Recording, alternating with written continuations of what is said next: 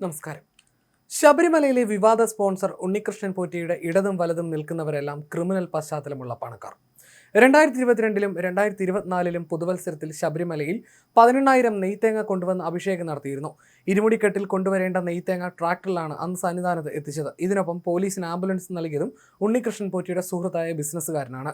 നെയ്യ് അഭിഷേകം നടത്തിയതും പോലീസിന് ശബരിമലയിൽ ആംബുലൻസ് നൽകിയതുമെല്ലാം ബംഗളൂരുവിലെ ഭീമ ഗ്രൂപ്പിലെ വിഷ്ണു ശരൺ ഭട്ട് ആയിരുന്നു. 2025 ഫെബ്രുവരിയിലും ബംഗളൂരു പോലീസ് അറസ്റ്റ് ചെയ്ത വ്യക്തി കൂടിയാണ് ഇയാൾ. നിരവധി പ്രശ്നങ്ങളാണ് വിഷ്ണു ശരൺ ഭട്ടും കൂട്ടരും ബംഗളൂരു പോലീസിന് എന്നും ഉണ്ടാക്കുന്നത്. കന്നഡ മാധ്യമങ്ങളും ഇയാളുടെ അറസ്റ്റ് പ്രാധാന്യത്തോടെ തന്നെ പലപ്പോഴും വാർത്തയാക്കി. ഇത്തരമൊരു വ്യക്തിയാണ് ഉണ്ണികൃഷ്ണൻ പോറ്റിയുടെ പിന്തുണയിൽ ശബരിമലയിൽ VIP പരിവേഷത്തിലെത്തുന്നത്. വിഷ്ണു ശരൺ പോറ്റിയുടെ അടുത്തൊരു സുഹൃത്ത് ബിറ്റ്കോയിൻ തട്ടിപ്പിലും ഹാക്കിങ്ങിലുമെല്ലാം സംശയനിഴലിലുള്ള വ്യക്തിയാണ്. ഉണ്ണികൃഷ്ണൻ പോറ്റിക്കെതിരെ 2 കേസുകളുണ്ടെന്ന സൂചന കേരള സ്പെഷ്യൽ ബ്രാഞ്ചിന് കിട്ടിയിരുന്നു. ഇതനുസരിച്ച് നടത്തിയ അന്വേഷണത്തിൽ മണ്ണന്തല പോലീസ് സ്റ്റേഷനിലെ വാഹനം കത്തിക്കൽ കേസ് എഴുതി തള്ളിയെന്ന് കണ്ടെത്തിയിരുന്നു. ബംഗളൂരുവിൽ മറ്റൊരു കേസുണ്ടെന്നും സൂചനകളെത്തി. ഇതിൽ അന്വേഷണം നടത്തുമ്പോഴാണ് ശബരിമലയിൽ ഉണ്ണികൃഷ്ണൻ പോറ്റിക്ക് ഫണ്ട് നൽകുന്ന പ്രധാനിയും സംശയനിഴലിലാകുന്നത്. വലിയ മാഫിയ സംഘമാണ് ശബരിമലയിൽ സ്പോൺസർ എന്ന വ്യാജനെ പിടിമുറുക്കിയതെന്ന് സാരം. പ്രധാന സ്വർണ്ണക്കടയുടെ മുതലാളി കൂടിയാണ് വിഷ്ണു ശരൺ ഭട്ട്. 2021 നവംബറിൽ ഹിന്ദു പ്രസിദ്ധീകരിച്ച വാർത്തയാണ് ഇനി.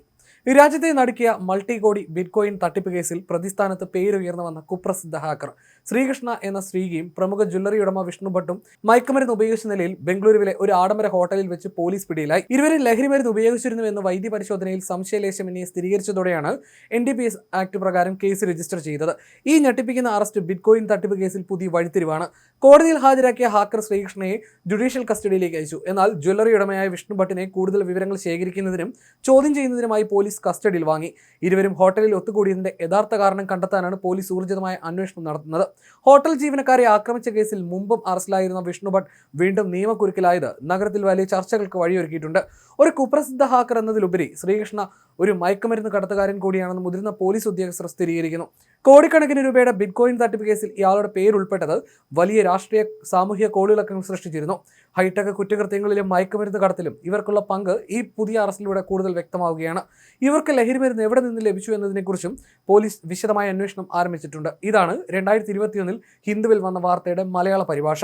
ഈ വാർത്തയിൽ പറയുന്ന വിഷ്ണു ഭട്ടാണ് 2022-ലും 2024-ലും ഉണ്ണികൃഷ്ണൻ പോറ്റിയുടെ സൗഹൃദകരത്തിൽ ശബരിമലയിൽ നെയ്യഭിഷേകം നടത്തിയത്. കേരളത്തിൽ കേന്ദ്രീകരിച്ച് ജ്വല്ലറി ഗ്രൂപ്പായി ബിസിനസ് ബന്ധങ്ങളില്ലാത്ത കമ്പനിയാണ് കർണാടകയിലും ബംഗളൂരുവിലും ഭീമയുടെ പേരിൽ പ്രവർത്തിക്കുന്നത്. പക്ഷേ 2 ഗ്രൂപ്പും അടുത്ത ബന്ധുക്കളാണ്. 2025 ഫെബ്രുവരിയിൽ ന്യൂസ് മിനിറ്റ് നൽകിയ വാർത്തയാണ് മറ്റൊന്ന്. പ്രമുഖ ജ്വല്ലറി ശൃംഖലയായ ഭീമ ഗോൾഡ് പ്രൈവറ്റ് ലിമിറ്റഡിന്റെ മാനേജിംഗ് ഡയറക്ടർ വിഷ്ണു ശരൺ ഭട്ട് അറസ്റ്റിൽ. ഹോട്ടൽ ഉടമയെ മർദ്ദിച്ച കേസിലും സ്വന്തം ജീവനക്കാരനെ തട്ടിക്കൊണ്ടുപോയി മർദ്ദിച്ച കേസിലുമാണ് ബംഗളൂരു പോലീസ് വിഷ്ണുവിനെ കസ്റ്റഡിയിലെടുത്തത്. കെവിൻ തോമസ്, സതീഷ് സ്വാമി എന്നിവർ ഉൾപ്പെടെയുള്ള കൂട്ടാളികളും ഹോട്ടൽ ഉടമയെ മർദ്ദിച്ച കേസിൽ അറസ്റ്റിലായിട്ടുണ്ട്. HSR ലേഔട്ടിലെ BDA കോംപ്ലക്സിന് സമീപമുള്ള ഹോട്ടൽ ഉടമ S തിരുശെൽവൻ നൽകിയ പരാതിയിലായിരുന്നു ആദ്യ അറസ്റ്റ്. ഫെബ്രുവരി 9-ന് തിരുശെൽവത്തിന്റെ ഹോട്ടലിൽ കാപ്പി കുടിച്ച ശേഷം മടങ്ങുമ്പോൾ വിഷ്ണു അബദ്ധത്തിൽ ഒരു ഇരുചക്ര വാഹനം ഇടിച്ചിരുന്നു. ഈ സംഭവം ആദ്യം കാര്യമാക്കാതിരുന്നെങ്കിലും ഫെബ്രുവരി 26 ബുധനാഴ്ച വിഷ്ണു വീണ്ടും ഹോട്ടലിലെത്തിയപ്പോൾ തിരുശെൽവം വാഹനം ഇടിച്ചതിനെ ചോദ്യം ചെയ്തു. ഇതിൽ പ്രകോപിതനായ വിഷ്ണു തന്റെ അംഗരക്ഷകർക്കൊപ്പം ഹോട്ടൽ ഉടമയെ മർദ്ദിക്കുകയായിരുന്നു എന്നാണ് പരാതി.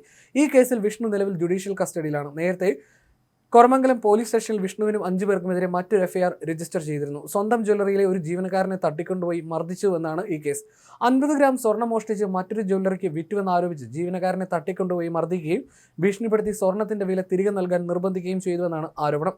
തട്ടിക്കൊണ്ടുപോകൽ കേസിലെ ആരോപണങ്ങളെക്കുറിച്ച് കൂടുതൽ അന്വേഷണം നടത്തുന്നതിനായി വിഷ്ണുവിനെ കസ്റ്റഡിയിൽ വാങ്ങാൻ പോലീസ് ഒരുങ്ങുകയാണ്. വിഷ്ണു ഭട്ട് മുമ്പ് നിയമ പ്രശ്നങ്ങളിൽ ഉൾപ്പെട്ടിട്ടുണ്ട്. ബിറ്റ്കോയിൻ കേസിലെ പ്രധാന പ്രതിയായ ഹാക്കർ ശ്രീകൃഷ്ണ എന്ന സ്ത്രീയുമായി ബന്ധപ്പെട്ട് 2021 ലഹരിമരുന്ന് ഉപയോഗിച്ചതിനും വിഷ്ണു അറസ്റ്റിലായിരുന്നു.